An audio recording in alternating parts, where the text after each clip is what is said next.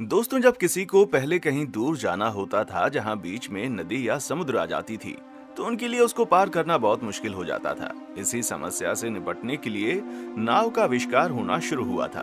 लेकिन दोस्तों, आज के समय में नाव या पानी का जहाज हम जो देखते हैं ना, वो अचानक से तो बने नहीं। जरूर उनमें समय समय पर सुधार करके आज के समय का आधुनिक पानी का जहाज तैयार हुआ होगा। लेकिन दोस्तों, आपको बता दें कि इसी पानी के जहाज के बनने के बाद जब लोग समुद्र में जाना शुरू हुए थे, तो उनके दिमाग में समुद्र को लेकर नए नए ख्याल आने लगे थे और वो समुद्र की गहराइयों के बारे में सोचने लगे थे।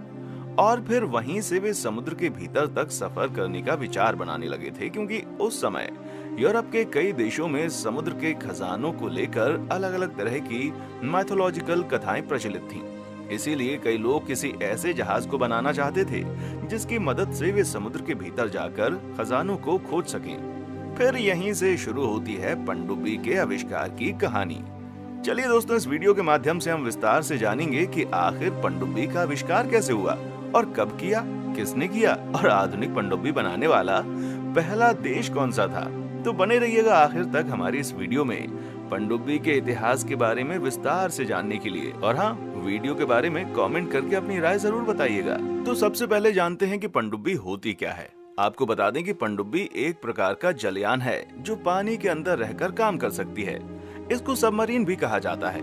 इसकी खासियत ये होती है कि ये पानी के नीचे और ऊपर दोनों तरफ चल सकती है। साथ ही पनडुब्बी का ज्यादातर इस्तेमाल समुद्र के नीचे होने वाली गतिविधियों का पता लगाने के लिए जल सेना द्वारा किया जाता है, क्योंकि इसके अंदर बैठकर बहुत दिनों तक पानी के नीचे रहा जा सकता है और आवश्यकता पड़ने पर इसे तैरा कर ऊपर भी लाया जा सकता है। और साथ ही इसमें बहुत ही आधुनिक तरीके के उपकरण लगे होते हैं, जिससे समुद्र के अंदर और ऊपर के दृश्य भी आसानी से देखे जा सकते हैं। आज के समय में पनडुब्बियों के उपयोग ने विश्व का राजनीतिक मानचित्र बदल दिया है, क्योंकि पनडुब्बियों का सर्वाधिक उपयोग सेना में किया जाता है और ये किसी भी देश की नौसेना का अहम हथियार बन गई है। पनडुब्बी का आविष्कार। आपको बता दें कि विश्व में सबसे पहले पनडुब्बी जैसे किसी जहाज या नाव के बारे में ब्रिटिश गणितज्ञ विलियम बॉर्ड ने बताया था।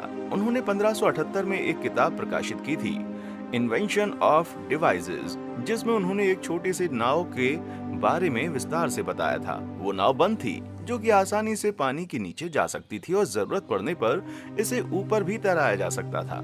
मतलब उन्होंने पनडुब्बी के बारे में कई प्रकार की जानकारियां दे दी थी, मगर उस समय कोई भी इस पनडुब्बी जैसे नाव को बनाने में इंटरेस्टेड ही नहीं था। इसलिए विलियम बॉर्ड ने इसका वर्किंग मॉडल नहीं बनाया था, सिर्फ इसके बारे में अपनी किताब में जानकारी दी थी। फिर कुछ सालों के बाद एक डच वैज्ञानिक कॉर्नेलियस डिब्रेल ने भी पनडुब्बी जैसे नाव को बनाने में दिलचस्पी दिखाई, जिसके बाद उन्होंने विलियम बॉर्ड की किताब से काफी सीख ली और फिर तकरीबन 1620 में उन्होंने दुनिया का पहला कार्यात्मक प्रोटोटाइप पनडुब्बी का आविष्कार करके विलियम बॉर्ड के सपने को सच करके दिखाया।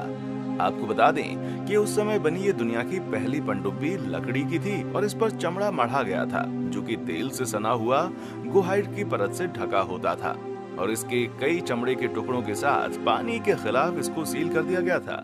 और ये पनडुब्बी तकरीबन 3.5 मीटर तक गोता लगा सकती थी और साथ ही इसके अगल बगल 2 चप्पू लगाए गए थे जो इसको तैरने में मदद करते थे। इस नाव का आकार चमड़े के बड़े थैले की तरह था। गोताखोरी और नाव के तैरने की समस्या को हल करने के लिए इस नाव पर कई भेड़ की खालें और थैलियां लगी होती थीं। आपको बता दें, जब ये नाव गोता लगाने जा रही होती है तो थैली में पानी भर दिया जाता था, जिससे वजन होने पर ये डूब जाती थी, और जब नाव तैरने वाली होती है तो थैली को निचोड़ दिया जाता था। फिर समय के साथ कई लोगों ने इसमें और सुधार किए, पर उस समय तक ये किसी प्रमुख कार्य में प्रयोग नहीं की जाती थी। फिर कुछ सालों के बाद तकरीबन 1775 में दुनिया की पहली सैनिक पनडुब्बी टर्टल बनाई गई, क्योंकि अब इस समय तक युद्ध समुद्र में भी लड़े जाने लगे थे। इसलिए क्षेत्र में विजेता बनने के लिए नए नए सैनिक नौकाएं बनने लगी। इसी के चलते एक अमेरिकी आविष्कारक डेविड बुशनेल ने 1775 में टर्टल नामक इस पनडुब्बी का आविष्कार किया था। आपको बता दें कि इस पनडुब्बी में किसी तरह की ऊर्जा का सोर्स नहीं था। इसके अंदर सारे कार्य इंसानों द्वारा किए जाते थे। ये पनडुब्बी तकरीबन 10 फीट लंबी, 6 फीट ऊंची और 3 फीट चौड़ी थी। इस पनडुब्बी में बड़े बड़े टैंक लगे होते थे, जिसकी मदद से पानी को अंदर बाहर करके बुयंसी के सिद्धांत पर डुबाया और तैराया जाता था। आपको बता दें कि इस पनडुब्बी को तकरीबन आधे घंटे तक पानी के अंदर रखा जा सकता था। फिर उसके बाद ऑक्सीजन की कमी होने लगती थी। इसके आविष्कार के बाद इसका प्रशिक्षण कई मोर्चों पर सफल रहा और ये पानी के अंदर सभी सैनिक कार्य करने में सक्षम थी। इसलिए इसका इस्तेमाल 1 वर्ष के बाद ही अमेरिकी क्रांति में किया गया और फिर पारदर्शी के आविष्कार ने पानी में रहते हुए भी इसे पानी के बाहर देखने की सुविधा प्रदान कर दी। इस प्रकार पनडुब्बी धीरे धीरे नौसैनिक युद्धों में भाग लेने योग्य बन गई। 19वीं सदी के अंत तक कई देशों में पनडुब्बी के आविष्कार में तेजी आ गई थी।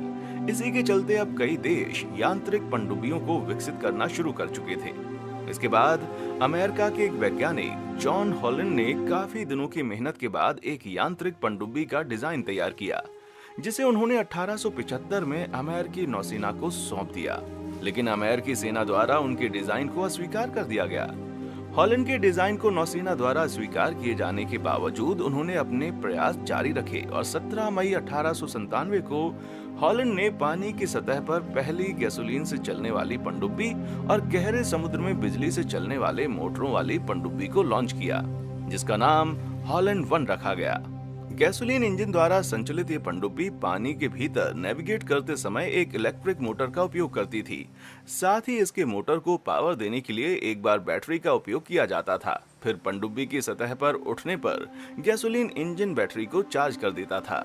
ये पहली समुद्री पनडुब्बी थी जो किसी भी गहराई में गोता लगाने में सक्षम थी और इसे 11 अप्रैल 1900 को अमेरिकी नौसेना द्वारा खरीद लिया गया था। हालांकि इनसे पहले 2 ब्रिटिश वैज्ञानिकों ने पूरी तरह से इलेक्ट्रिक मोटर से संचालित पनडुब्बियों का आविष्कार कर दिया था, जिसमें 50 हॉर्स पावर के 2 मोटर लगे हुए थे, जिसको चलाने के लिए 100 सेल वाली बैटरी का इस्तेमाल होता था, जो कि 1888 में ही बना दी गई थी। लेकिन ये ज्यादा कामयाब नहीं हो सकी थी क्योंकि इसकी बैटरी बहुत जल्दी डिस्चार्ज हो जाती थी।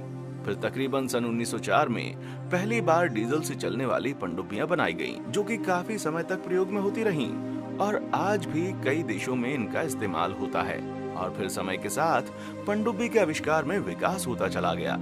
आपको बता दें कि सन 1620 से लेकर अब तक पनडुब्बियों की तकनीक और निर्माण में बहुत बदलाव हुए हैं। शुरुआत में गैसोलीन या डीजल से चलने वाली पनडुब्बियों का इस्तेमाल किया जाता था, लेकिन समय के साथ साथ इसके अंदर बदलाव किए गए और सन 1950 में परमाणु शक्ति से चलने वाली पनडुब्बियों ने डीजल से चलने वाली पनडुब्बियों का स्थान ले लिया। आपको बता दें कि पहली परमाणु पनडुब्बी अमेरिका ने 1954 में बनाई थी, जिसका नाम नॉटिलस रखा था। ये 4 महीने तक बिना सतह पर लौटे दुनिया का चक्कर लगा सकती थी। इसके बाद सोवियत रूस ने भी 1958 में अपनी पहली परमाणु पनडुब्बी तैयार की थी। आपको बता दें कि परमाणु ऊर्जा के विकास ने पनडुब्बी के परिचालन में क्रांति कर दी है। अब पनडुब्बी को चलाने के लिए वायु की आवश्यकता नहीं होती थी, मतलब अब सतह पर बार बार आने की भी आवश्यकता नहीं रह गई। नॉटिलियस पहली पनडुब्बी है जिसमें शक्ति प्राप्त करने के लिए परमाणु रिएक्टर का उपयोग किया गया था और परमाणु पनडुब्बी में ना तो वायु की आवश्यकता पड़ती है और ना ही ईंधन गैसों के निकास की समस्या रहती है। और आज समुद्री जल से ऑक्सीजन ग्रहण करने वाली पनडुब्बियों का भी निर्माण कर लिया गया है। इन 2 महत्वपूर्ण आविष्कारों से पनडुब्बी निर्माण क्षेत्र में क्रांति सी आ गई है, क्योंकि आधुनिक पनडुब्बियां कई सप्ताह या महीनों तक पानी के भीतर रहने में सक्षम हो गई हैं। और आज के समय में हर विकसित देश के नौसेना के बेड़े के अंदर पनडुब्बियों को शामिल किया जा रहा है, क्योंकि देशों के बीच होने वाले टकराव से समुद्री सीमा की सुरक्षा के लिए पनडुब्बियों का इस्तेमाल जरूरी हो गया है। साथ ही पनडुब्बियों का इस्तेमाल पर्यटकों द्वारा भी किया जाता है। ये समुद्री जीव को देखने के लिए पनडुब्बियों का इस्तेमाल करते हैं। तो दोस्तों, ये थी सबमरीन यानी कि पनडुब्बी से जुड़ी हुई इसकी सारी हिस्ट्री। आगे आप किसी और टॉपिक पर या किसी चीज के बारे में उसकी हिस्ट्री जानना चाहते हैं तो हमें कमेंट बॉक्स में आकर जरूर बताएं। देखने के लिए शुक्रिया।